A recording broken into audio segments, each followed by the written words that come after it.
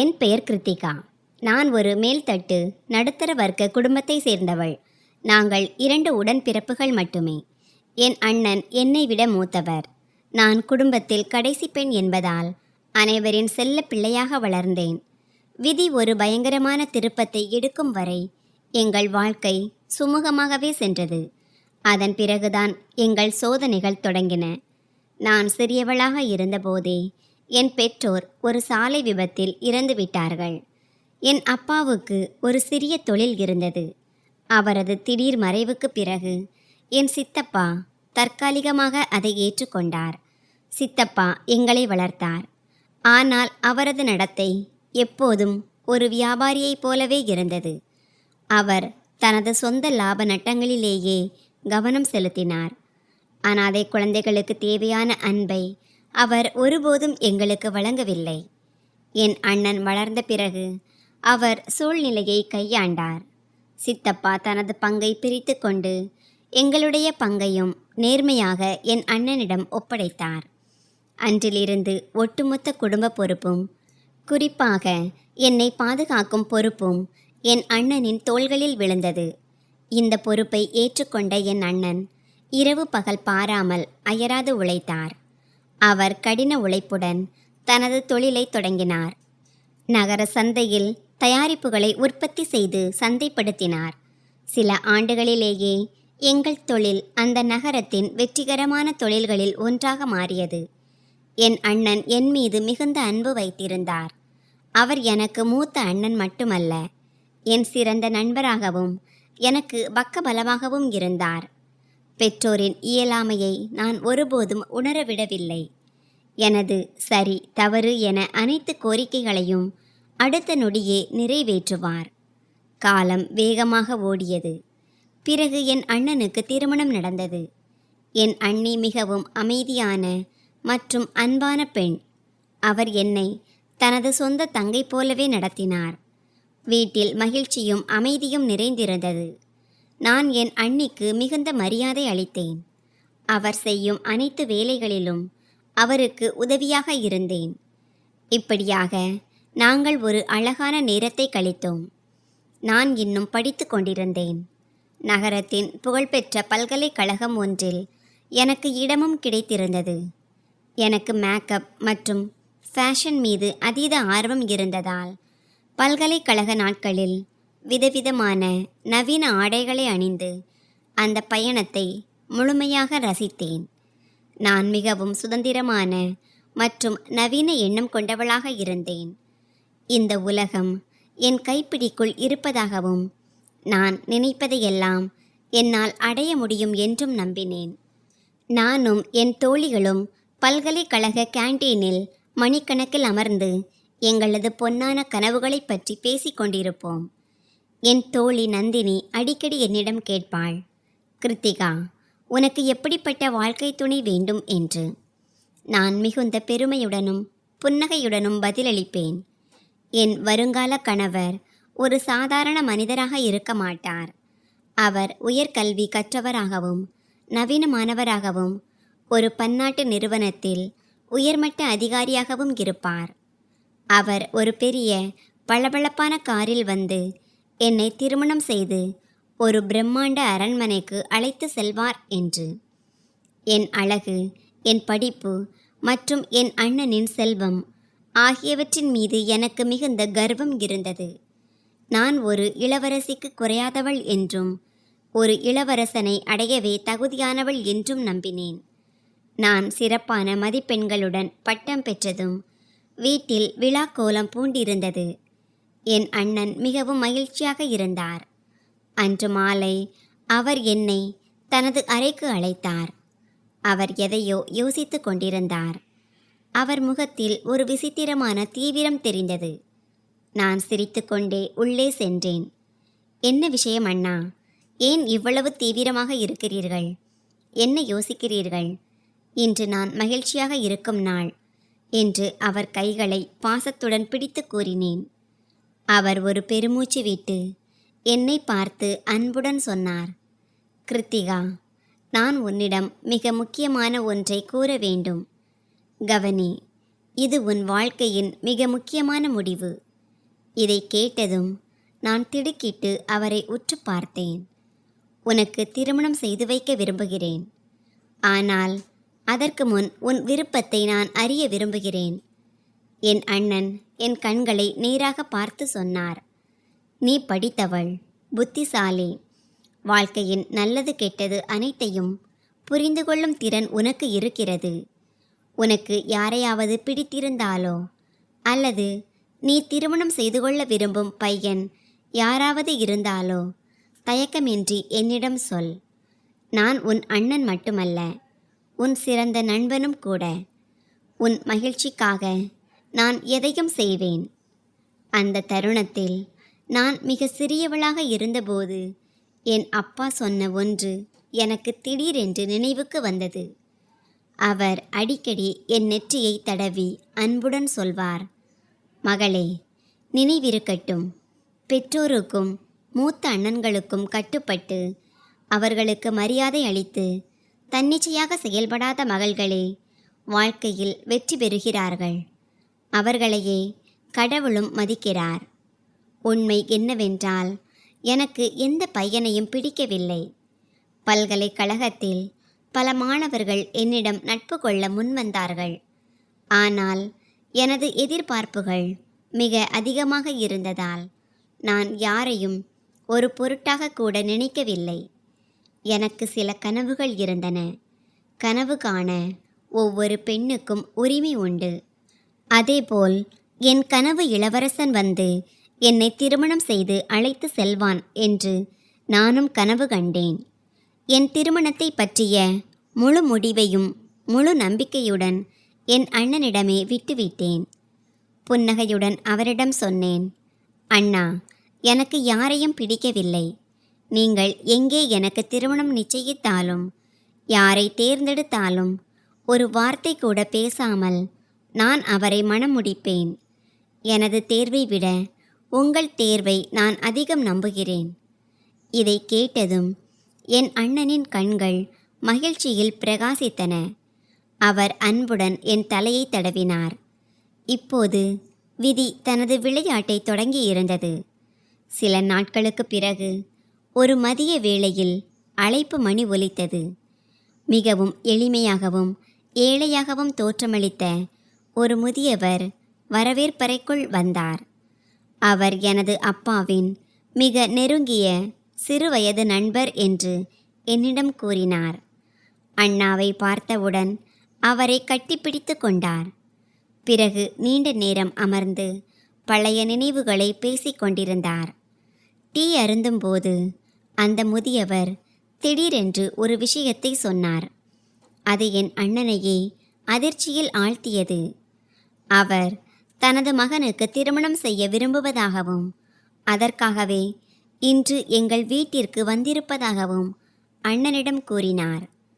அவர் ஒரு பெருமூச்சு விட்டு விளக்கினார். நான் மிகவும் சிறியவளாக இருந்தபோது என் அப்பாவிடம் அவர் ஒரு சத்தியம் செய்தாராம்.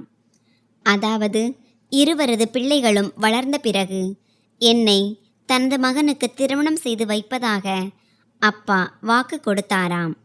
இதை கேட்ட அண்ணா அதிர்ந்து போனார். இந்த வாக்குறுதியை பற்றி அவருக்கு எதுவும் தெரியாது. ஆனால் அந்த முதியவர் பொய் சொல்லவில்லை என்பது அவருக்கு தெரியும். ஏனெனில் அப்பா தனது நண்பரை தனது உயிரை விட மேலாக நேசித்தார். அண்ணா ஆழமான சிந்தனையில் ஆழ்ந்தார். ஒருபுறம் நான் முழு முடிவையும் அவரிடம் விட்டுவிட்டேன் என்பது அவருக்கு தெரியும். மறுபுறம் அப்பாவின் வாக்கை காப்பாற்றுவது தனது மிகப்பெரிய கடமை என்றும் அவர் கருதினார். மறைந்த தனது அப்பாவின் வாக்குறுதி எதுவும் மீறப்படுவதை அவர் விரும்பவில்லை. ஆனால் அண்ணாவை நிலைகுலைய வைத்த உண்மையான சிக்கல் வேறொன்று இருந்தது. அந்த நண்பரின் மகன் மிக குறைவாகவே படித்திருந்தார். அவர் 12ஆம் வகுப்பை கஷ்டப்பட்டு தேர்ச்சி பெற்றுவிட்டு ஒரு தொழிற்சாலையில் சாதாரண வேலை பார்த்து கொண்டிருந்தார். அவரது சம்பளமும் வாழ்க்கை முறையும் எங்கள் அந்தஸ்திற்கு அருகில் கூட இல்லை. இதற்கிடையில் நான் உயர்கல்வி கற்ற அழகான மற்றும் நவீன நாகரிகம் கொண்ட பெண். நான் கல்லூரி, விடுதி மற்றும் பல்கலைக்கழகம் சென்றவள். எனது எண்ணங்களும் கருத்துக்களும் முற்றிலும் வேறானவை. நான் ஒரு சுதந்திரமான பெண். ஆடம்பரமான வாழ்க்கை வாழ வேண்டும் என்பதே எனது இலக்காக இருந்தது. அந்த பையனுக்கும் எனக்கும் எந்த பொருத்தமும் இல்லை. நாங்கள் வேறு உலகத்தை சேர்ந்தவர்கள். அண்ணன் பல இரவுகள் தூக்கமின்றி கவலையில் ஆழ்ந்தார். என்ன செய்வது என்று அவர் அண்ணியிடமும் ஆலோசனை செய்தார். அண்ணியும் அப்பாவின் வாக்குறுதியை நிறைவேற்ற வேண்டும் என்றே கூறினார். இறுதியில் உணர்ச்சிக்கும் யதார்த்தத்திற்கும் இடையிலான இந்த போரில் அப்பாவின் வாக்குறுதியே வென்றது. என் அண்ணன் என் திருமணத்தை அப்பாவின் நண்பரின் மகனுடன் நிச்சயித்தார். ஆனால் உண்மையை சொல்லப்போனால் நான் அந்த பையனின் முகத்தை கூட பார்க்கவில்லை. நான் ஆர்வமும் காட்டவில்லை. ஏனெனில் என் அண்ணன் எனக்காக ஒரு சாதாரணமானவரை தேர்ந்தெடுக்க மாட்டார் என்று நான் நினைத்தேன். எனது திருமண உடை நகரத்தின் புகழ்பெற்ற வடிவமைப்பாளரால் உருவாக்கப்பட்டது. அந்த தருணத்தில் நான் கற்பனை உலகில் பறந்து கொண்டிருந்தேன். எனது வாழ்க்கையின் மிக அழகான பயணம் தொடங்கப் போவதாக நான் உணர்ந்தேன். மெஹந்தி அன்று இரவு நான் நிறைய நடனமாடினேன். அனைவரின் கவனமும் என் மீதே இருந்தது. உண்மை என்னவென்று எனக்கு தெரியவில்லை. அடுத்த நாள் ஊர்வலம் வந்தது. மணப்பெண் உடையில் நான் என் அறையில் அமர்ந்திருந்தேன். இந்த அடையாளம் தெரியாத மனிதருக்கு நான் மணம் முடித்து வைக்கப்பட்டேன். என் கணவர் எப்படி இருப்பார் என்று பார்க்க எனக்கு சற்று ஆர்வம் இருந்தது. ஆனால் அவரது முகம் முழுவதுமாக மறைக்கப்பட்டிருந்தது. நானும் முகத்திரை அணிந்திருந்தேன். நான் நவீன எண்ணம் கொண்டவளாக இருந்தாலும் அந்த தருணத்தில் அதையெல்லாம் ரசித்தேன். மகிழ்ச்சியுடன் அனைத்து சடங்குகளையும் செய்தேன். பிரிந்து செல்லும் நேரம் வந்தபோது என் அண்ணனை கட்டிப்பிடித்து நிறைய அழுதேன். அவர் கண்களிலும் கண்ணீர் இருந்தது. ஆனால் அவர்களது கண்ணீருக்கு பின்னால் ஒரு கதை இருந்தது. அதை என்னால் அப்போது புரிந்து கொள்ள முடியவில்லை. அழுது கொண்டே நான் காரில் அனுப்பி வைக்கப்பட்டேன். பயணம் நீண்டு கொண்டே சென்றது. என் இதயம் படபடத்தது. கார் நின்றபோது நான் ஜன்னல் வழியாக வெளியே பார்த்தேன். நான் இருந்த இடம் மிகவும் குறுகலான சிதிலமடைந்த ஒரு தெருவாக இருந்தது. சுற்றியிருந்த வீடுகள் மிகவும் சிறியதாகவும் பழமையாகவும் இருந்தன. இதை பார்த்தவுடன் என் உடல் நடுங்கியது. நாம் வழி தவறி வந்துவிட்டோமோ என்று நினைத்தேன். ஆனால் டிரைவர் கதவை திறந்தார். அவர் என்னை இறங்க சொன்னபோது மிக சாதாரணமான ஒரு மனிதர் என்னை வரவேற்றார். நான் ஒரு சிறிய வீட்டிற்கு அழைத்து செல்லப்பட்டேன்.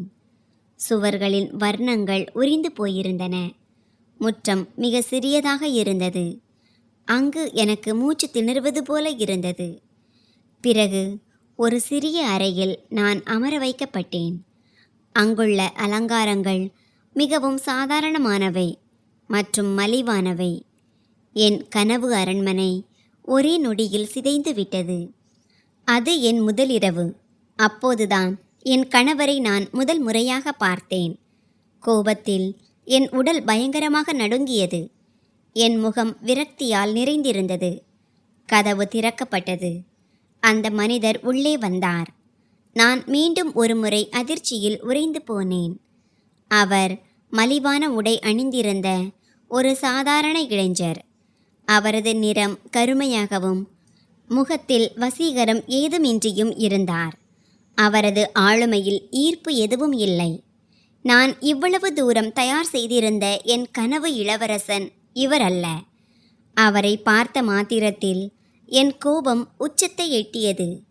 எனக்குள் எரிமலை குழம்பு கொதிப்பது போலவும் அது எப்போது வேண்டுமானாலும் வெடிக்கும் போலவும் உணர்ந்தேன்.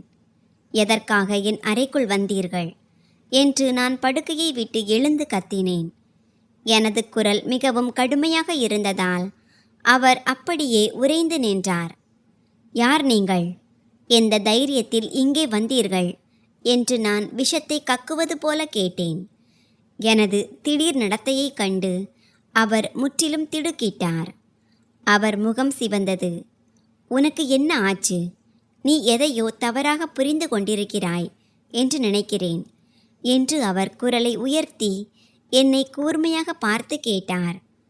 நான் எதை தவறாக புரிந்து கொண்டேன்? உனது முட்டாள்தனத்தை நிறுத்திவிட்டு என் அறையை விட்டு வெளியே போ என்று நான் அருவருப்புடன் இடைமறித்தேன். இதோ பார், நான் உன் கணவன் என்று அவர் தரையை பார்த்தபடி சொன்ன வார்த்தைகள் என் காதுகளில் குண்டு விழுந்தது போல ஒலித்தன. உன் முட்டாள்தனத்தை நிறுத்து. என் அண்ணன் என்னிடம் இவ்வளவு கேவலமான விளையாட்டை ஒருபோதும் விளையாட மாட்டார் என்று நான் மீண்டும் என் தொண்டை கிளிய கத்தினேன். என் அண்ணன் எனக்கு மிகப்பெரிய துரோகம் இழைத்துவிட்டார் என்பதை முதல் முறையாக நான் ஆழமாக உணர்ந்தேன். இரவு முழுவதும் நான் படுக்கையில் அங்கும் இங்கும் புரண்டு தவித்தேன். அவன் நான் சொன்னபடியே அமைதியாக ஒரு தலையணையை எடுத்துக்கொண்டு தரையில் படுத்து உறங்கினான். சிறு வயதிலிருந்து நான் கனவு கண்ட வாழ்க்கை இதுவல்ல. நான் ஆத்திரத்தில் நெளிந்தபடி எனது கனமான துப்பட்டாவை இழுத்து படுக்கையில் எறிந்துவிட்டு தரையில் காலை ஓங்கி மிதித்தேன். எனது காலணிகளின் அந்த உரத்த சத்தம் அவனை திடுக்கிட செய்தது. அவன் குழப்பத்துடன் எழுந்து சுற்றிலும் பார்த்தான். எழுந்து விட்டாயா? உனக்கு சூடாக டீயும் சிற்றுண்டியும் கொண்டு வருகிறேன் என்று அவன் தரையிலிருந்து எழுந்து உடைகளை தட்டிவிட்டபடி மிகுந்த கனிவுடனும் அன்புடனும் பேசினான். அவனது குரலில் ஒரு விசித்திரமான மென்மை இருந்தது. அதை நான் அவனது பலவீனம் என்று தவறாக புரிந்து கொண்டேன். உன்னுடைய அழுக்கு கைகளால் கொடுக்கும் எதுவும் எனக்கு வேண்டாம். இங்கிருந்து வெளியே போ. என் கண்ணில் படாதே. என்னிடம் மீண்டும் பேசக்கூட துணியாதே என்று நான் ட்ரெஸ்ஸிங் டேபிளின் முன் நின்று எனது நகைகளை கழற்றியபடி கடுமையாக பதிலளித்தேன். என் இரத்தம் கொதித்து கொண்டிருந்தது. இந்த வீட்டில் இருக்கும் அனைத்தையும் உடைக்க வேண்டும் அல்லது தீயிட்டு கொளுத்த வேண்டும் என்ற ஆத்திரத்தை என்னால் கட்டுப்படுத்த முடியவில்லை. எனது அநாகரிகமான மற்றும் கடுமையான நடத்தையால் அவன் ஒரு நிமிடம் அப்படியே உறைந்து நின்றான். அவனது ஆழமான கண்களில் ஒரு விசித்திரமான சோகம் மின்னியது. ஆனால் அவன் எனக்கு பதில் சொல்லவில்லை. தலை குனிந்தபடி சத்தமில்லாமல் கதவை திறந்து வெளியே சென்றான். மங்கலாக இருந்த அந்த கண்ணாடிக்கு முன்னால் நின்று என்னையும் என் விதியையும் சபித்து கொண்டிருந்தேன். இன்று எனது திருமண வரவேற்பு நிகழ்ச்சி. இந்த நாற்றமடிக்கும் அழுக்கான வீட்டில் நான் மணப்பெண்ணாக அமர வேண்டும். கண்ணாடியில் என் வெளிரிய முகத்தை பார்த்தபோது எனக்கே என் மீது பரிதாபமாக இருந்தது. சிறிது நேரத்திற்கு பிறகு கதவு மீண்டும் திறக்கப்பட்டது. ஒரு பழைய தட்டில் ஒரு கப் டீயும் சில பிஸ்கட்டுகளும் எடுத்துக்கொண்டு அவன் உள்ளே வந்தான். அவன் கவனமாக நடந்து வந்து அந்த தட்டை எனக்கு முன்னால் வைத்தான். தயவு செய்து ஏதாவது சாப்பிடு. நேற்று இரவு கோபத்தில் நீ எதுவும் சாப்பிடவில்லை. இப்படியே பசியோடு இருந்தால் உடல்நிலை சரியில்லாமல் போய்விடும் என்று அவன் என்னை கூர்ந்து பார்த்து கெஞ்சினான். அவனது குரலில் ஒரு விசித்திரமான அக்கறை இருந்தது. அது எனக்கு விஷமாக தெரிந்தது. உனது இந்த மனோபாவமும் நீ கொண்டு வந்த இந்த மலிவான தரம் குறைந்த உணவும் எனக்கு வேண்டாம் என்று உன்னிடம் சொன்னேன் அல்லவா என்று கூறி அந்த தட்டை என் முழு பலத்தோடு தூக்கி எறிந்தேன். டீ கப் தரையில் விழுந்து சுக்கு நூறாக உடைந்தது. சூடான டீ தரை முழுவதும் சிதறியது. பிஸ்கட்டுகள் நொறுங்கின. அவன் உடைந்து சிதறிய கப்பை ஆச்சரியத்துடன் பார்த்தான். பிறகு ஒரு நீண்ட பெருமூச்சு விட்டான். அவன் என்னிடம் எந்த புகாரும் செய்யவில்லை. சத்தமில்லாமல் உடைந்த துண்டுகளை தன் கைகளால் பொறுக்கினான். ஒரு துணியை எடுத்து தரையை துடைக்கத் தொடங்கினான். கத்தி கூச்சலிட்டு பெரிய ரகளை செய்ய வேண்டும் என்று எனக்கு தோன்றியது. எவ்வளவு அவமானப்படுத்தியும் அமைதியாக இருக்கும் இவன் எவ்வளவு வெட்கமற்றவன், திமிர் பிடித்தவன் என்று நினைத்தேன். அவனுக்கு கோபமே வரவில்லை. அவனது அந்த அமைதியான போக்கு எனக்குள் எரிந்து கொண்டிருந்த நெருப்பில் எண்ணெயை ஊற்றுவது போல இருந்தது. அது ஒரு சிறிய வரவேற்பு நிகழ்ச்சி.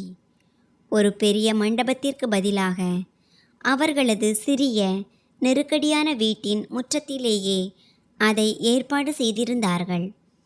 காலையிலிருந்தே தெருவில் ஒரே சந்தடி, மலிவான கூடாரங்கள் அமைக்கப்பட்டன. இதெல்லாம் என் கோபத்தை இன்னும் அதிகமாக்கியது. ஆத்திரத்தில் என் முகம் சிவந்தது. என் அண்ணனும் அண்ணியும் எனது பணக்கார மற்றும் நவீனமான பல்கலைக்கழக தோழிகளுடன் வரப்போகிறார்கள். என்னை பற்றியும் எனது ஏழை கணவன் மற்றும் அவனது பாழடைந்த வீட்டை பற்றியும் அவர்கள் என்ன நினைப்பார்கள்? நான் ஆத்திரத்தில் என் முடியை பிடுங்கிக் கொண்டு படுக்கையில் விழுந்து அழுதேன். அவர்கள் அந்த கூடாரத்தை அமைத்து மலிவான பிளாஸ்டிக் நாற்காலிகளை போட்டிருந்தார்கள். இதை பார்த்தபோது என் தோழிகள் முன்னால் நான் அவமானப்படுவேன் என்ற பயம் என்னை தொற்றிக் கொண்டது. நாள் முழுவதும் நான் அழுது கொண்டே இருந்தேன். அறையை விட்டு வெளியே வரவோ அல்லது தயாராகவோ நான் முற்றிலுமாக மறுத்துவிட்டேன்.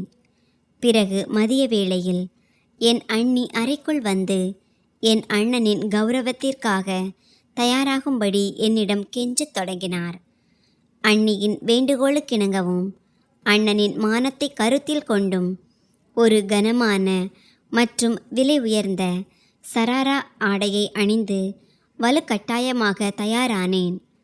கண்ணாடியில் என்னை நானே மேக்கப்புடன் பார்த்தபோது எனக்கே என் மீது வெறுப்பு வந்தது. மாலை விருந்தினர்கள் வரத் தொடங்கிய போது என் இதயம் படபடத்தது. நான் தலை குனிந்தபடி ஒரு மலிவான நாற்காலியில் அமர்ந்திருந்தேன். விலை உயர்ந்த ஆடைகளை அணிந்து என் தோழிகள் உள்ளே வந்தபோது அவர்களது கண்களில் அந்த சூழலை பார்த்த ஆச்சரியமும் கிண்டலும் தெளிவாக தெரிந்தது. கிருத்திகா, இதெல்லாம் என்ன? இது என்ன மாதிரியான இடம்? அங்கே வெளியே உடையில் குழம்பு சிந்தியபடி விருந்தினர்களுக்கு உணவு பரிமாறிக் கொண்டிருக்கிறாரே, அவர்தான் உன் கணவரா என்று நந்தினி என் காதருகே குனிந்து கிண்டலான குரலில் கேட்டாள். அவளது அந்த துணி என்னை சுட்டெரித்தது. அவமானத்தில் என் முகம் சிவந்தது. என் கண்கள் தரைக்குள் புதைந்தன. பூமி பிளந்து என்னை விழுங்கிக் கொள்ளாதா என்று நான் ஏங்கினேன். நான் நந்தினியை ஆத்திரத்துடன் முறைத்து பார்த்துவிட்டு பற்களை கடித்தபடி சொன்னேன், நீ இங்கே சாப்பிட வந்தாயா அல்லது என்னை கேலி செய்ய வந்தாயா? அமைதியாக இங்கே உட்கார். அன்று என் அண்ணன் மீது இருந்த கோபத்தில் என் பொறுமை எல்லை மீறி இருந்தது. எனக்கு சந்தர்ப்பம் கிடைத்தவுடன் அவரை தனியாக அழைத்து ஒரு காலியான அறைக்குள் சென்று கதவை மூடினேன். என் பொறுமை இறுதியாக உடைந்தது. எனக்காக இதையா கண்டுபிடித்தீர்கள்? ஒரு காலத்தில் ஆடம்பரமாக இருந்த என் வாழ்க்கையை இந்த பிச்சைக்காரனுடனும் இந்த படிக்காத அறிவற்றவனுடனும் பிணைத்து விட்டீர்களே. என் கண்ணீரை ஆவேசமாக துடைத்துவிட்டு என் அண்ணனை பார்த்து கத்தினேன். கிருத்திகா, கடவுளுக்காக மெதுவாக பேசு. அங்கே வெளியே விருந்தினர்கள் அமர்ந்திருக்கிறார்கள். அந்த பையன் உன் கணவன். என்ன முட்டாள்தனமாக பேசிக் கொண்டிருக்கிறாய்? என் அண்ணன் பதற்றத்துடன் சுற்றிலும் பார்த்துவிட்டு என்னை அமைதிப்படுத்த முயன்றார். அவர் முகத்தில் மிகுந்த வேதனையும் இயலாமையும் தெரிந்தது. நான் உங்களை கண்மூடித்தனமாக நம்பினேன். என் வாழ்க்கையையும் விருப்பத்தையும் உங்கள் முடிவிற்கே விட்டுவிட்டேன். ஆனால் நீங்கள் எனக்கு இவ்வளவு பெரிய துரோகம் செய்துவிட்டீர்கள். நீங்கள் என்ன மாதிரியான அண்ணன்? உங்கள் சொந்த கைகளாலேயே என்னை நரக நெருப்பிற்குள் தள்ளிவிட்டீர்களே என்று விக்கி விக்கி அழுது கொண்டே அவர் சட்டையை பிடித்து கேட்டேன். என் அவல நிலையை கண்டு அண்ணாவின் கண்களில் கண்ணீர் பெருகியது. அவர் மெதுவாக என் கைகளை எடுத்துவிட்டு என்னை வற்புறுத்தி சோபாவில் அமர வைத்தார். இப்போது எனக்கு எல்லாம் புரிகிறது அண்ணா. நான் உங்களுக்கு ஒரு பெரிய சுமையாக இருந்திருக்கிறேன். அதனால்தான் என்னை அவசரமாக கை கழுவிவிட்டு எனக்கு துளி கூட பொருத்தமில்லாத ஒருவனிடம் தள்ளிவிட்டீர்கள். நான் அவரது கண்களை நேராக பார்த்து மிகவும் கடுமையாகவும் குத்தல் மொழியிலும் குற்றம் சாட்டினேன். அண்ணாவோ மீண்டும் மீண்டும் என்னிடம் அன்பாக பேசி புரிய வைக்க முயன்றார். கிருத்திகா, நான் சொல்வதை கவனி. உன் கணவன் உண்மையாகவே ஒரு நல்லவன், பண்பானவன். அவன் மனதளவில் மிகவும் நேர்மையானவன். இதுவரை உனக்கு எதிராக அவன் ஒரு வார்த்தை கூட பேசவில்லை. அவன் உன்னை மிகவும் மதிக்கிறான். உன்னை மகிழ்ச்சியாக வைத்திருப்பான். நீ அவனுக்கு ஒரு வாய்ப்பு கொடுக்க வேண்டும். அவனது நல்ல குணத்தை வைத்து நான் என்ன செய்யட்டும்? அதை வைத்து ஊறுகாயா போட முடியும்? அவனிடம் அழகு இல்லை, என்னோடு பழகும் தகுதியும் இல்லை. அவனை பார்த்தாலே எனக்கு அருவருப்பாக இருக்கிறது. அவனது இருப்பையே நான் வெறுக்கிறேன். அவனது ஏழ்மையையும் அவனது அசுத்தத்தையும் நான் வெறுக்கிறேன். நான் அருவருப்பான முகபாவனையுடன் வார்த்தைகளை கொட்டினேன். என் வார்த்தைகளை கேட்டதும் அண்ணன் ஆத்திரத்தில் என்னை பார்த்தார். அவர் முகம் சிவந்தது. பிறகு திடீரென்று அவர் முகம் இறுகியது. தனது தீர்ப்பை சொல்ல தயாராக எழுந்து நின்றார். இதோ பார் கிருத்திகா, இது அப்பாவின் முடிவு. அவர் தன் நண்பருக்கு சத்தியம் செய்திருந்தார். உன்னுடைய இந்த தவறான கர்வத்திற்காக மறைந்த என் தந்தையை பொய்யராக என்னால் ஆக்க முடியாது. என் அண்ணன் சொன்ன இந்த வார்த்தைகள் மிகவும் நேரடியாகவும் இதயத்தை ரணப்படுத்துவதாகவும் இருந்தன. சரி, அப்பாவின் அந்த பழைய உபயோகமற்ற முடிவிற்காக நான் என் வாழ்க்கையையே அழித்து கொள்கிறேன். இந்த வீட்டில் எனக்கு மதிப்பில்லை. நான் ஆடு மாடுகளைப் போல தாழ்த்தப்பட்டு விட்டேன். நான் தரையில் அமர்ந்து தலையை முட்டிக்கொண்டு கதறி அழுதேன். என் சத்தத்தை கேட்டு அண்ணி உள்ளே வந்து என்னை அமைதிப்படுத்த முயன்றார். நான் இப்போதே அண்ணனுடன் வீட்டிற்கு திரும்புவேன் என்று அடம் பிடித்தேன். ஆனால் அண்ணன் என்னை அழைத்து செல்ல மறுத்துவிட்டார். இதுதான் இனி உன் வீடு. திருமணமாகிவிட்டதால் நீ இங்கேயேதான் வாழ வேண்டும், இங்கேயேதான் சாக வேண்டும் என்று அண்ணன் கூறிவிட்டார். நான் அண்ணன் மீது கடும் கோபத்தில் இருந்தேன். ஏழ்மையான இந்த வீட்டில் நான் வெறுக்கும் அந்த மனிதனுடன் வாழ கட்டாயப்படுத்தப்பட்டதால் அவன் மீது எனக்கு பைத்தியம் பிடிக்கும் அளவுக்கு வெறுப்பு ஏற்பட்டது. அவனது குரல், அவனது ஒவ்வொரு அசைவும் எனக்கு எரிச்சலூட்டியது. அவன் தற்செயலாக என் அருகில் வந்தாலே எனக்கு அருவருப்பாக இருக்கும். அவனது மலிவான உடைகளிலிருந்து வரும் வேர்வை நாற்றம் என்னை அலைக்கழித்தது. நான் ஒரு படித்த நவீன பெண், அவனோ நாகரிகமற்ற முட்டாள். அவனை அவமானப்படுத்துவதிலும் கிண்டல் செய்வதிலும் நான் எந்த குறையும் வைக்கவில்லை. எங்கள் திருமண வாழ்க்கையின் ஆரம்ப நாட்கள் நரகத்தை விட கேவலமாக இருந்தன. அந்த சிறிய அறையை நான் ஒரு சிறைச்சாலையாக மாற்றியிருந்தேன். அவன் தினமும் அதிகாலையிலேயே எழுந்து தொழிற்சாலை வேலைக்கு சென்று விடுவான்.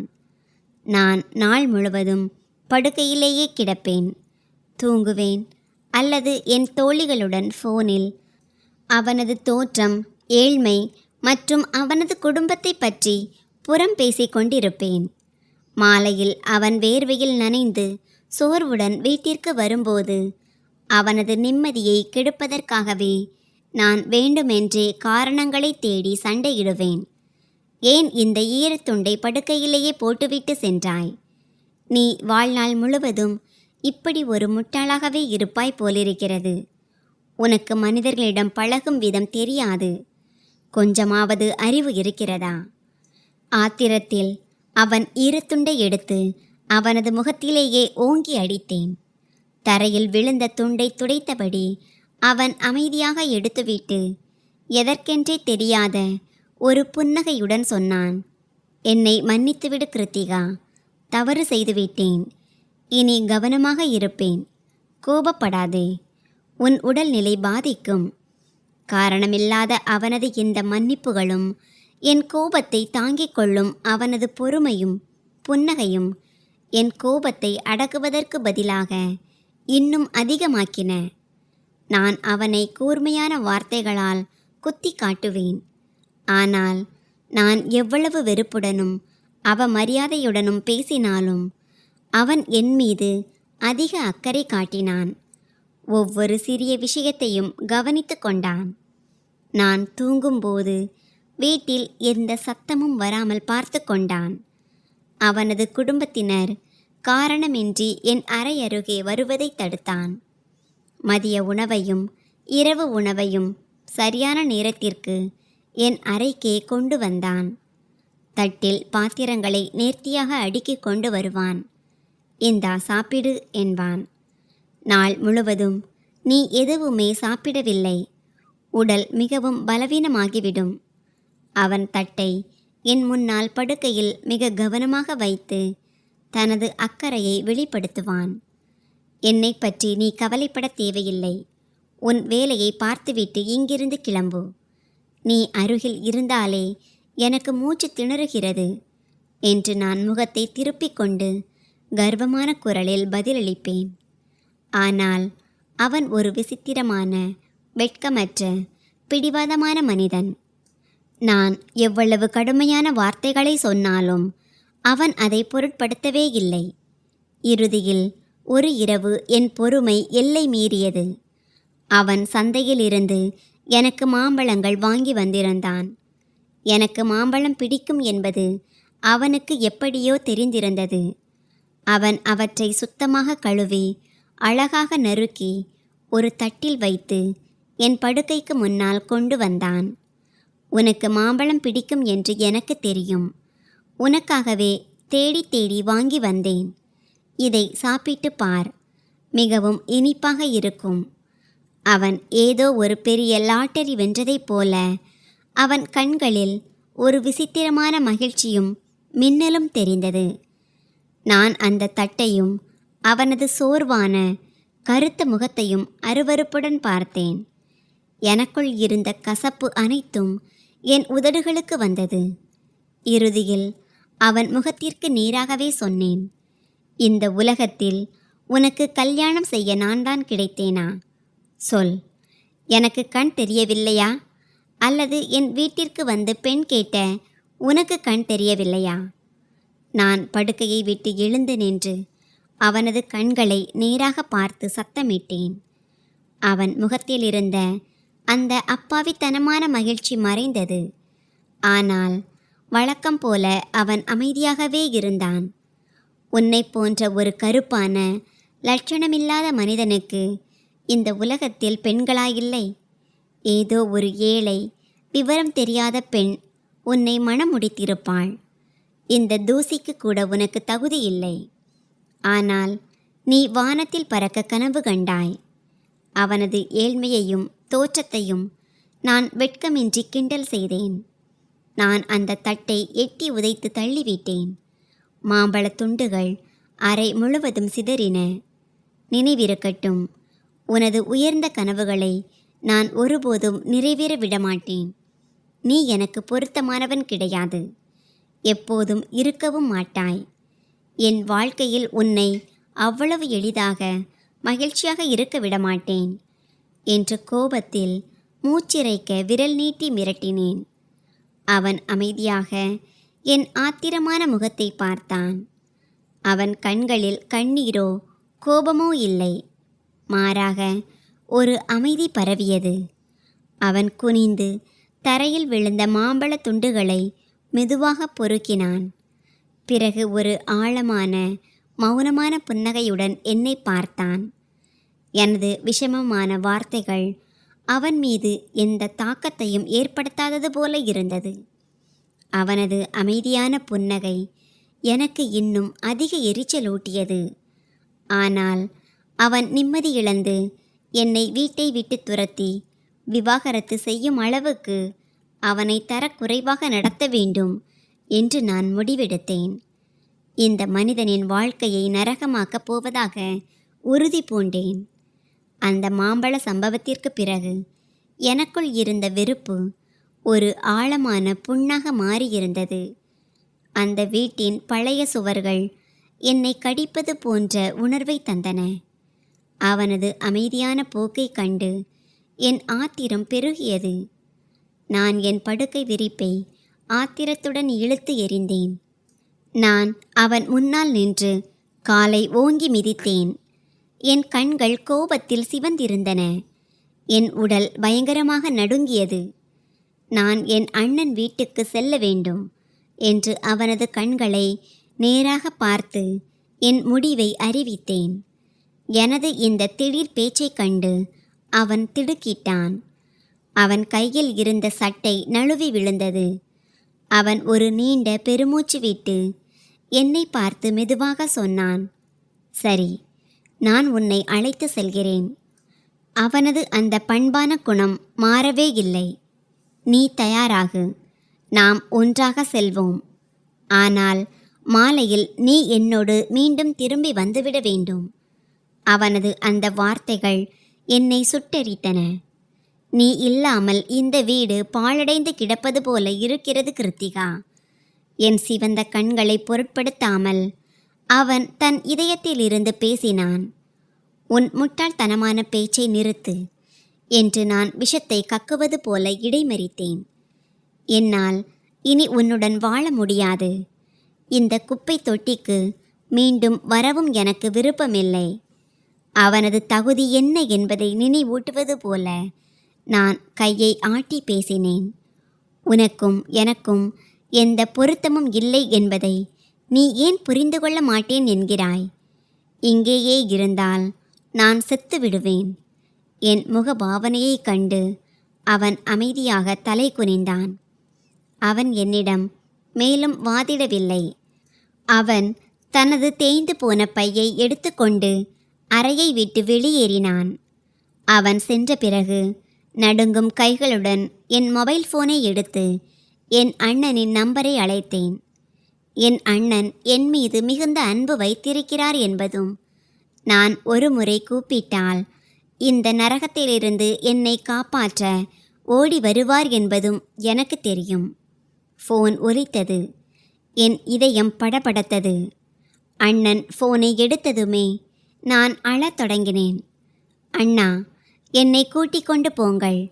இந்த முட்டாளுடன் ஒரு வினாடி கூட என்னால் வாழ முடியாது என்று வேதனையுடன் கெஞ்சினேன். கிருத்திகா, என்ன ஆச்சு என்று அண்ணன் பதற்றத்துடன் கேட்டார். அதிகாலையிலேயே என்ன பேசுகிறாய் நீ? அண்ணனின் குரலில் வேதனையும் விரக்தியும் நிறைந்திருந்தது.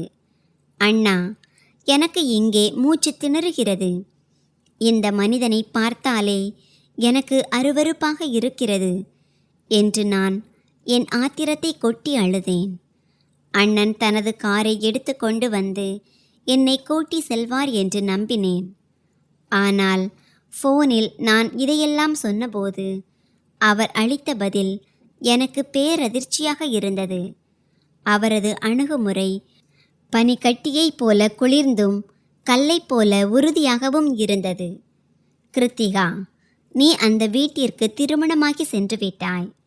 இனி அதுவே உன் வீடு என்று ஒவ்வொரு வார்த்தையையும் அழுத்தி சொன்னார் அண்ணன். அது என் ஆன்மாவையே உலுக்கியது. உன்னுடைய எல்லா அநாகரிகமான நடத்தைகளையும் பொறுத்து கொள்ளும் இவ்வளவு நல்ல பண்பான கணவன் கிடைக்க நீ கொடுத்து வைத்திருக்க வேண்டும். அண்ணனின் வார்த்தைகள் என் கர்வத்தை சிதறடித்தன. விவாகரத்து பெற்றுக்கொண்டு மீண்டும் இந்த வீட்டிற்கு வர நினைத்தால் இந்த வீட்டின் கதவுகள் உனக்காக என்றென்றும் மூடப்பட்டிருக்கும் என்பதை நினைவில் வைத்துக்கொள். அவர் தனது முடிவை இரக்கமின்றி அறிவித்துவிட்டு ஃபோனை துண்டித்தார். நான் ஃபோனை கையில் பிடித்தபடி படுக்கையில் அமைதியாக அமர்ந்திருந்தேன். என் மனம் மரத்து போனது. கண்ணீர் காய்ந்து விட்டது.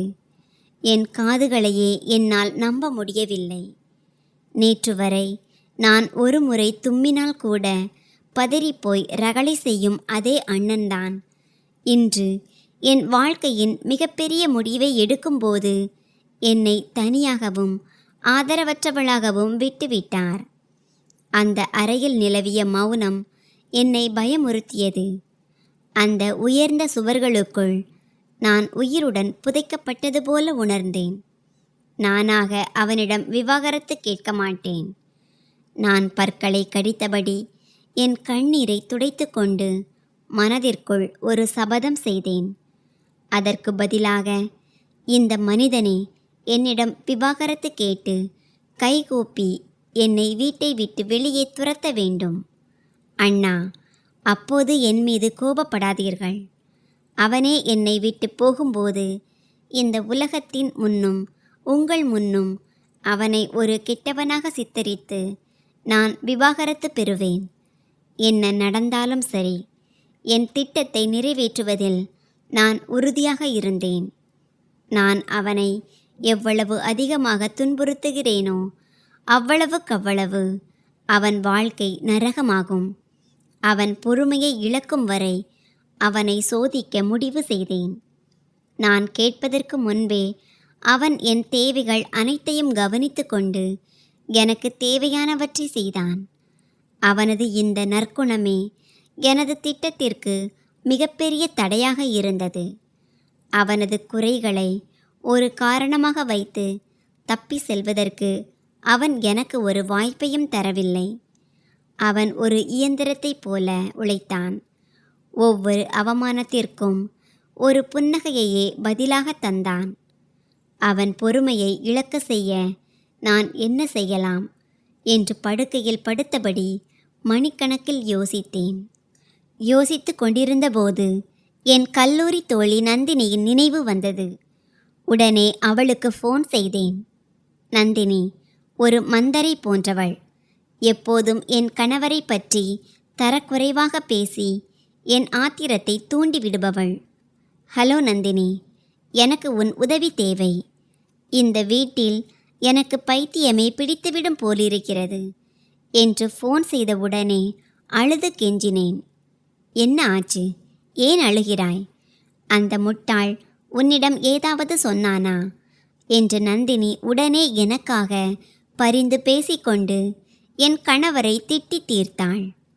உன்னை போன்ற அழகான நவீனமான பெண் எப்படி அந்த ஆளுடன் வாழ்கிறாய் என்று அவள் கேட்டது என் கர்வத்தை மேலும் தூண்டியது. அவன் பார்க்கவே விசித்திரமாக ஒரு முட்டாள் போல இருக்கிறான்.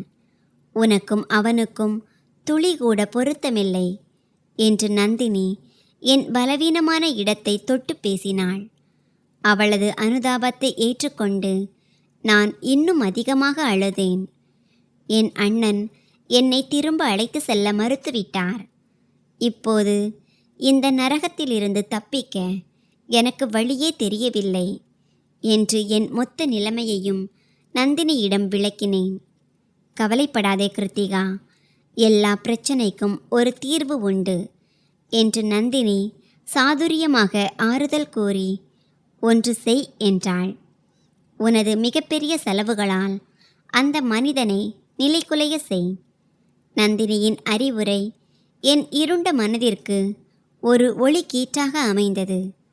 உன் செலவுகளை சமாளிக்க முடியாமல் அவனே உனக்கு விவாகரத்து கொடுக்க வேண்டிய நிலைக்கு தள்ளப்படுவான். நந்தினி ஒரு தந்திரமான மற்றும் தோல்வியடையாத திட்டத்தை எனக்கு சொன்னாள். அவனிடம் எவ்வளவு பணம் கேட்க முடியுமோ அவ்வளவு கேள்.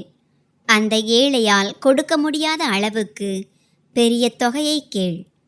நந்தினி தொடர்ந்து அவனை பற்றி எனக்கு போதனை செய்து கொண்டே இருந்தாள். எனக்கும் இந்த திட்டம் மிக சிறந்ததாக தெரிந்தது. அவளது வார்த்தைகளால் கவரப்பட்டு என் மனதில் நீண்ட கோரிக்கை பட்டியலை தயாரித்தேன். அவனது சம்பளம் மிக குறைவு என்பதும் அவன் மிகவும் சிரமப்பட்டுத்தான் குடும்பத்தை நடத்துகிறான் என்பதும் எனக்கு தெரியும். இறுதியில் அன்று மாலை அவன் சோர்வுடன் வீட்டிற்கு வந்தபோது அவனை என் அறைக்கு அழைத்தேன். அவன் வாசலில் நின்றான். நாள் முழுவதும் உழைத்த சோர்வு அவன் முகத்தில் தெளிவாக தெரிந்தது. உன்னிடம் ஒரு முக்கியமான விஷயம் பேச வேண்டும் என்று சொன்னேன். சொல் கிருத்திகா, உனக்கு என்ன வேண்டும் என்று தனது சோர்வை மறைத்து கொண்டு அவன் இனிமையாக கேட்டான். எனக்கு மாதம் 25,000 ரூபாய் வேண்டும். மற்ற எல்லா செலவுகளையும் தவிர இது எனக்கு தனியாக தேவை. துளி கூட வெட்கமின்றி ஒரு பெரிய பாறையை அவன் தலையில் தூக்கி போடுவது போல இதை சொன்னேன். நான் ஷாப்பிங் செல்லவும், உடைகள், நகைகள், காலணிகள் வாங்கவும் இது தேவை என்றேன். என் அண்ணன் வீட்டில் நான் எப்போதும் ஒரு ஆடம்பரமான வாழ்க்கையையே வாழ்ந்ததால் இதை துளி கூட வெட்கமின்றி அவன் கண்களை நேராக பார்த்து சொன்னேன். அவனது தகுதி என்ன என்பதை அவனுக்கு நினைவூட்டுவதற்காக என் அண்ணனின் செல்வத்தை பற்றி பேசினேன். உன்னால் இதை சமாளிக்க முடியும் என்றால் சரி, இல்லையென்றால் எனக்கு விவாகரத்து கொடுத்துவிடு. எனது நிபந்தனைகளை முன்வைத்து அவனை வெளிப்படையாகவே மிரட்டினேன். அவனை துன்புறுத்தவும் அவனது கண்ணியத்தை சிதைக்கவும் நான் இதையெல்லாம் செய்தேன்.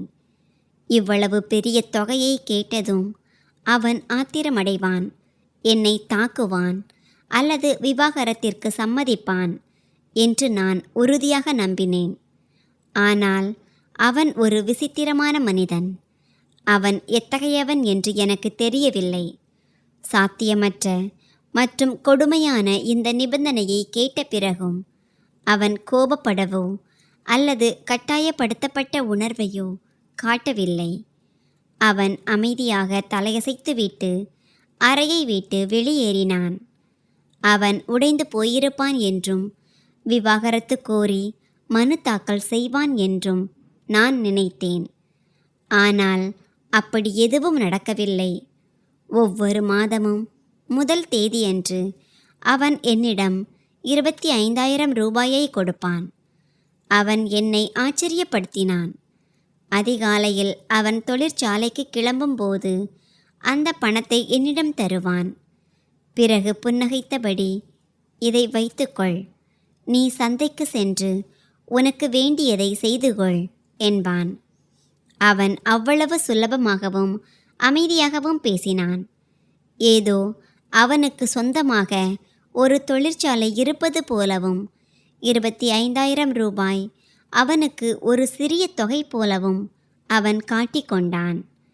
எப்படியாவது நான் உனக்கு கொடுத்து விடுவேன், நீ கவலைப்பட தேவையில்லை என்று அவன் எனக்கு உறுதியளிப்பான். உனது தேவைகள் அனைத்தையும் பூர்த்தி செய்வது என் கடமை, அதை நான் செய்வதுதான் முறை என்று கூறி என்னை மேலும் குழப்பத்தில் ஆழ்த்துவான். இதை மிக எளிமையாக சொல்லிவிட்டு அவன் தொழிற்சாலைக்கு செல்வான். நான் அந்த புதிய நோட்டுகளை பார்த்தபடி படுக்கையில் அமர்ந்திருப்பேன். அன்றைய தினமும் ஒரு குளிர்கால காலை வேளை. அவன் காலையில் கோயிலுக்கு சென்றுவிட்டு திரும்பினான். நேராக என் அறைக்கு வந்து கையில் ஒரு கட்டு பணத்துடன் நின்றான். அதை என் தலையணைக்கு அருகில் வைத்துவிட்டு என்னை ஒரு முறை பார்த்துவிட்டு வேலைக்கு கிளம்பினான். நான் அந்த நோட்டுகளை என் கைக்குள் சுருட்டி பிடித்தேன். படுக்கையில் அமர்ந்தபடி நான் யோசித்தேன். அவன் ஒரு சிறிய தொழிற்சாலையில் வேலை செய்கிறான் என்பதும் அவனது சம்பளமே 25,000 ரூபாய்தான் என்பதும் எனக்கு நன்றாக தெரியும். அவனது குடும்பத்தினர் பேசுவதிலிருந்து நான் இதை உணர்ந்திருந்தேன். அவன் தனது முழு மாத சம்பளத்தையும் என்னிடம் கொடுத்துவிட்டால் மற்ற செலவுகளை அவன் எப்படி சமாளிக்கிறான்? இது எனது புரிதலுக்கும் அறிவுக்கும் அப்பாற்பட்டதாக இருந்தது. அவன் வீட்டிற்கு மளிகை சாமான்கள் வாங்கினான், மின்சார கட்டணம் கட்டினான், தனது வயதான தாய்க்கு மருந்துகள் வாங்கினான். ஆனாலும் அவனை மேலும் சுமையால் அழுத்தவும் அவனை உடைக்கவும் நான் விரும்பினேன்.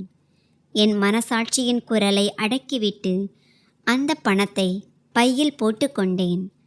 அவன் அந்த பணத்தை எங்கிருந்து பெறுகிறான் அல்லது யாரிடம் பிச்சை எடுக்கிறான் என்பதை பற்றி நான் கவலைப்படவில்லை.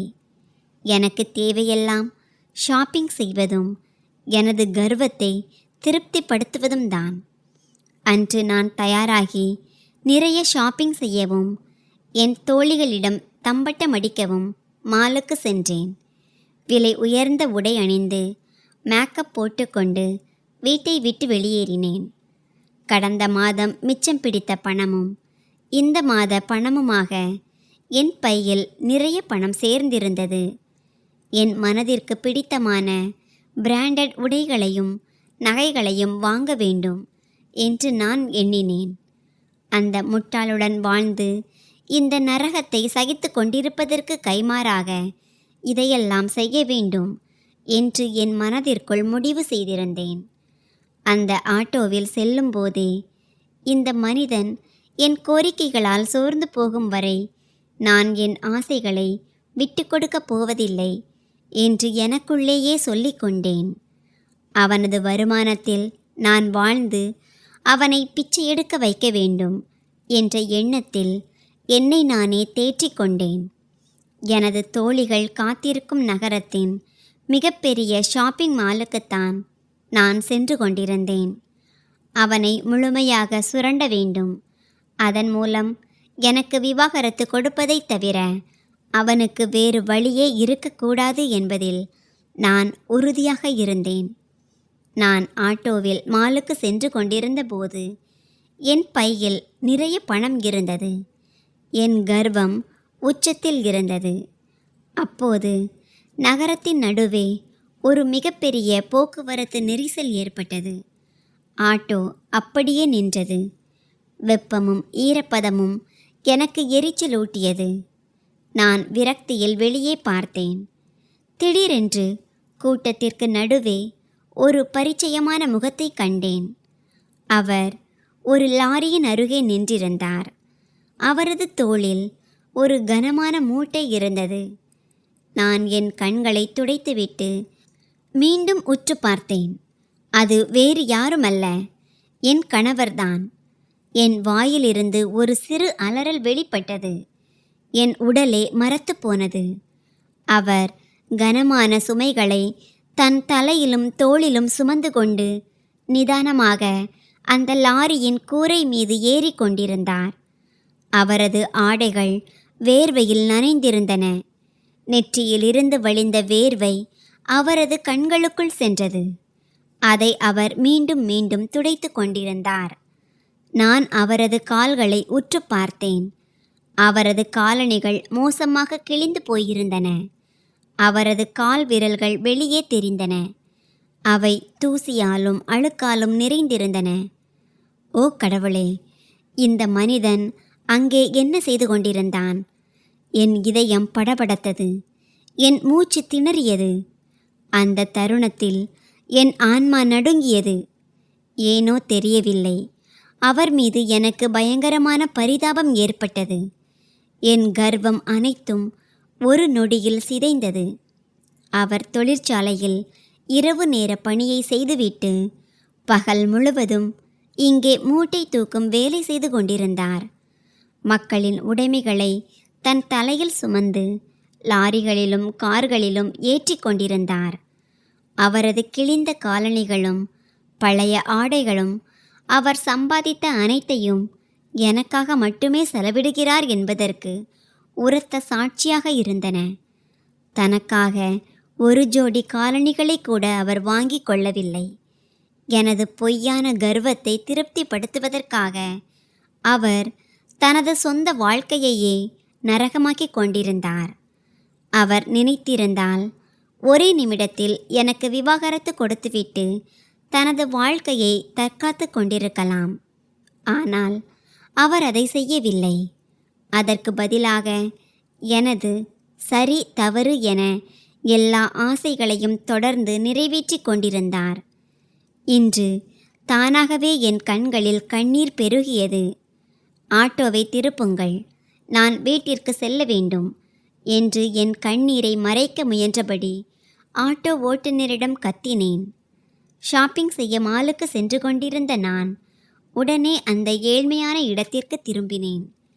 வீட்டிற்கு வந்ததும் என் அறை கதவை மூடிக்கொண்டு படுக்கையில் விழுந்து விக்கி விக்கி அழுதேன். என் இதயம் பாரமாக இருந்தது. அதனால்தான் என்னால் அழுகையை கட்டுப்படுத்த முடியவில்லை. அந்த மனிதனுக்கு நான் எவ்வளவு பெரிய துரோகம் இழைத்து விட்டேன். அவர் என் மீது இவ்வளவு அன்பு வைத்திருக்கிறார் என்பதை இன்று வரை நான் உணரவே இல்லை.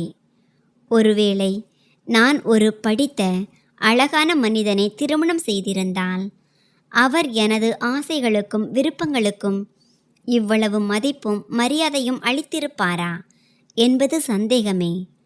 ஒரு பணக்காரரால் ஒருபோதும் தராத உண்மையான அன்பையும் பாசத்தையும் இந்த ஏழை மனிதன் எனக்கு தருகிறான் என்பதை இன்று நான் புரிந்து கொண்டேன். என் வாழ்க்கையில் முதல் முறையாக நான் முற்றிலும் தவறு செய்திருக்கிறேன் என்பதை கசப்பான உண்மையுடன் உணர்ந்தேன். இவ்வளவு நல்ல, நேர்மையான, அன்பான ஒரு மனிதனை கடவுள் எனக்கு தந்திருக்கிறார். ஆனால் என் முட்டாள்தனத்தால் நான் அவரை இவ்வளவு தூரம் அவமதித்து விட்டேன். அது மாலை நேரம். அவர் வீட்டிற்கு வந்தபோது வழக்கத்தை விட அதிக சோர்வாக, முற்றிலும் சோர்ந்து போய் காணப்பட்டார். அறைக்குள் நுழைந்ததும் என்னை ஒரு முறை பார்த்துவிட்டு அமைதியாக நாற்காலியின் ஓரத்தில் அமர்ந்தார். அந்த சோர்வின் மிகுதியால் அவர் அப்படியே சாய்ந்து தூங்கிவிட்டார். நான் படுக்கையில் அமர்ந்து அவரது அந்த அப்பாவித்தனமான சோர்வான முகத்தை பார்த்து கொண்டிருந்தேன். நான் என் இடத்திலிருந்து எழுந்தபோது ஏற்பட்ட சத்தத்தில் அவர் விழித்து கொண்டார். பதற்றத்துடன் நாற்காலியிலிருந்து எழுந்து கழுத்தை சரி செய்தார். பிறகு கவலையுடன் என்னை பார்த்தார். நான் தொழிற்சாலைக்கு செல்ல வேண்டும், எப்படி தூங்கினேன் என்றே தெரியவில்லை என்று பதற்றத்துடன் தன் முடியை சரி செய்து கொண்டு கதவை நோக்கி நடக்கத் தொடங்கினார். பிறகு என்னிடம் திரும்பி, நீ இங்கே உட்கார், நான் உனக்கு உணவு கொண்டு வருகிறேன்.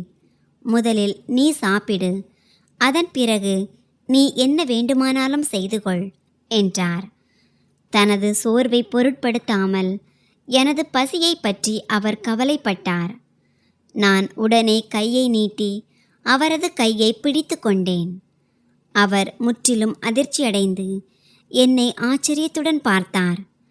ஏனெனில் திருமணத்திற்கு பிறகு நான் அவரது கையை இப்படி பிடித்து அவர் அருகில் இவ்வளவு நெருக்கமாக நின்றது இதுவே முதல் முறை.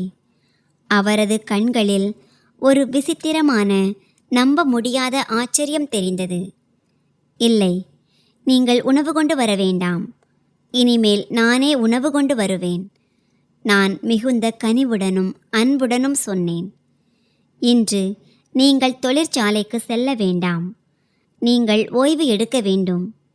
நான் அவர் கைகளை அழுத்தி பிடித்து என் முடிவை அறிவித்தேன். எனக்காக நீங்கள் இவ்வளவு கடினமாக உழைக்கவும் உங்களை நீங்களே வருத்தி கொள்ளவும் தேவையில்லை. எனது முகபாவனையில் அவர் மீதான உண்மையான வலியும் ஏக்கமும் தெரிந்தது. உங்களைப் போன்ற ஒரு உன்னதமான மனிதனின் அன்பிற்கு நான் தகுதியற்றவள். என் கண்கள் கலங்கின, தொண்டை அடைத்தது. நான் உங்களை அவமதித்து உங்கள் வாழ்க்கையை மிகவும் கடினமாக்கிவிட்டேன். நான் அழுது கொண்டே என் பாவங்களை ஒப்புக்கொண்டேன். என்னை மன்னித்து விடுங்கள், கடவுளுக்காக என்னை மன்னித்து விடுங்கள் என்று விக்கி விக்கி அழுதேன். ஆனால் அந்த மனிதருக்கு என் மீது துளி கூட கோபம் இருக்கவில்லை. முதல் முறையாக ஒரு உண்மையான, ஆழமான நம்பிக்கை அவர் கண்களில் மின்னியது. நான் உடனே அவர் பாதங்களில் விழுந்து என் தலையை அவர் முழங்கால்களில் வைத்தேன். என்னை மன்னித்து விடுங்கள், நான் உங்களை ஒருபோதும் புரிந்து கொள்ளவே இல்லை என்று அவர் பாதங்களை பிடித்தபடி கதறினேன். நீங்கள் விவரம் தெரியாதவர் இல்லை. உங்கள் நற்குணத்தை காண முடியாத அளவுக்கு நான் தான் குருடாக இருந்தேன். என் குரல் வேதனையில் தழுதழுத்தது. என் நிலையை கண்டு அவர் பதற்றமடைந்து உடனே என் தோள்களை பிடித்து என்னை தூக்க முயன்றார்.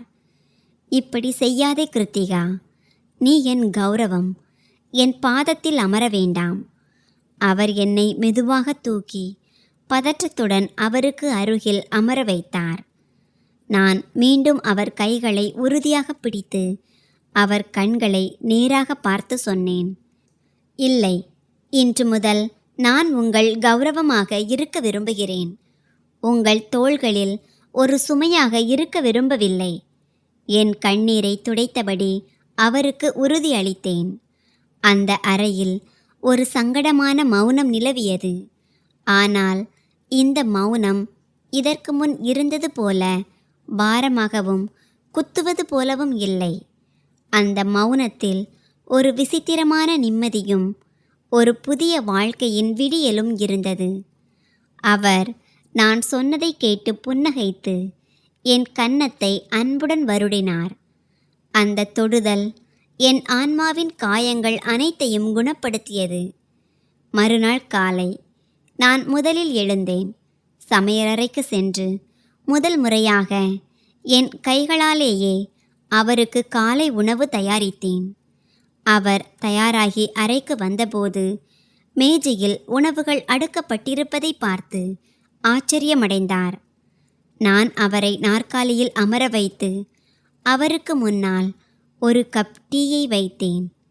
இன்று முதல் நீங்கள் ஒன்றை மட்டும் செய்ய வேண்டும். உங்களை நீங்களே வருத்தி கொள்ளக்கூடாது என்றேன். நான் அவருக்கு முன்னால் அமர்ந்து தீவிரமாக என் நிபந்தனையை சொன்னேன். நான் இனி உங்களிடம் ஆடம்பரமான ஆசைகளை கூற மாட்டேன், பணமும் கேட்க மாட்டேன் என்று அவருக்கு உறுதியளித்தேன். இதை கேட்டு அவர் பிரகாசமாக புன்னகைத்து டீ குடிக்கத் தொடங்கினார். என்னால் இன்னும் நம்ப முடியவில்லை. இன்று சூரியன் மேற்கில் உதித்திருக்கிறது போல என்று அவர் குறும்பாக வெளியே பார்த்து கூறினார். அவர் சொன்னதை கேட்டு நான் சிரித்தேன். ஆமாம், நீங்கள் சொல்வது போலத்தான் சூரியன் உதித்திருக்கிறது என்று பெருமூச்சு விட்டபடி பதிலளித்தேன். இன்று என் வாழ்க்கையில் முதல் முறையாக மனிதாபிமானத்தின் உண்மையான வலியை நான் உணர்ந்தேன். என் இதயத்தின் மீது கை வைத்து என் குழப்பத்தை வெளிப்படுத்தினேன். அவர் சிரித்தார். அந்த தருணத்தில் நேற்று வரை நான் வெறுத்த அந்த மனிதர் என் வாழ்க்கையின் மிக அழகான அனுபவமாக மாறிவிட்டதை உணர்ந்தேன். அவரது கருப்பான நிறம் எனக்கு உலகின் மிக அழகான நிறமாக தெரிந்தது. அவரது எளிமை எனது மிகப்பெரிய பலமாக மாறியது. சில நேரங்களில் நாம் வெளிப்படையான விஷயங்கள், பணம் மற்றும் அந்தஸ்து தான் எல்லாம் என்று நினைக்கிறோம். நாம் பட்டங்களுக்கு மதிப்பளித்துவிட்டு மனிதனை மறந்து விடுகிறோம். ஆனால் உண்மையான கல்வி என்பது மனிதாபிமானத்திலும் இன்பத் துன்பங்களை பகிர்ந்து கொள்வதிலும் தான் இருக்கிறது. பொறுமை மற்றும் உண்மையான அன்பு, இவற்றை இறுதியாக என் ஏழை கணவரிடம் கண்டேன். அன்றைய தினமே என்னிடம் மிச்சமிருந்த 25,000 ரூபாயை திருப்பி தந்து அந்த மூட்டை தூக்கும் வேலையை விட்டுவிடுமாறு அவரை வற்புறுத்தினேன். காலப்போக்கில் எனது உண்மையான மன்னிப்பும் அவரது கடின உழைப்பும் பலனளித்தன. இன்று கடவுள் கொடுத்த அனைத்தும் என் கணவரிடம் உள்ளன. அவர் தனது தொழிற்சாலையில் முன்னேறி இன்று ஒரு நல்ல பதவியில் இருக்கிறார். எனக்கு 2 அழகான குழந்தைகள் உள்ளனர். அவர்கள் அப்படியே தங்கள் தந்தையைப் போலவே இருக்கிறார்கள். ஆனால் இன்றும் கூட அவர் சம்பாதிக்கும் ஒவ்வொரு பைசாவையும் நான் சிக்கனமாகவே செலவிடுகிறேன். நியாயமற்ற எதற்கும் நான் அவரை வற்புறுத்துவதில்லை.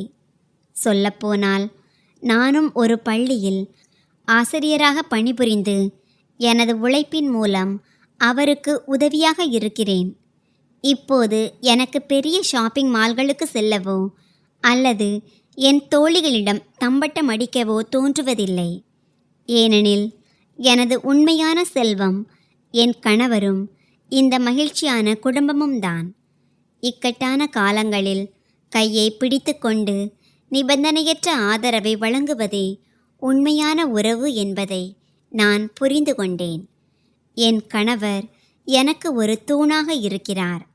அவரிடம்தான் வாழ்க்கையின் உண்மையான நிம்மதியை கண்டேன். ஒரு நபரின் ஏழ்மை, அந்தஸ்து அல்லது வெளிப்புற தோற்றத்தை வைத்து நாம் அவர்களை ஒருபோதும் குறைத்து மதிப்பிடக்கூடாது என்பதை இந்த கதை நமக்கு கற்பிக்கிறது. ஏனெனில் ஒருவரின் உண்மையான மதிப்பு அவர்களின் அன்பு மற்றும் தியாகத்தில்தான் உள்ளது. சில நேரங்களில் கர்வத்தினால் நமக்கு உண்மையாகவே நல்லது நினைப்பவர்களை நாம் காயப்படுத்துகிறோம். ஆனால் உண்மை வெளிவரும்போது வருத்தம் மட்டுமே எஞ்சியிருக்கும். அதனால்தான் நாம் உறவுகளுக்கு மதிப்பளிக்க வேண்டும், அகந்தையை தவிர்க்க வேண்டும் மற்றும் உண்மையான அன்பை சரியான நேரத்தில் அடையாளம் காண வேண்டும். நண்பர்களே, இந்த கதை உங்களுக்கு எப்படி இருந்தது என்று கருத்து தெரிவிக்கவும். கதை பிடித்திருந்தால் அதை விரும்பி உங்கள் நண்பர்களுடன் பகிர்ந்து கொள்ளுங்கள். இது போன்ற புதிய சுவாரஸ்யமான கதைகளுக்கு எங்கள் சேனலை சப்ஸ்கிரைப் செய்யுங்கள்.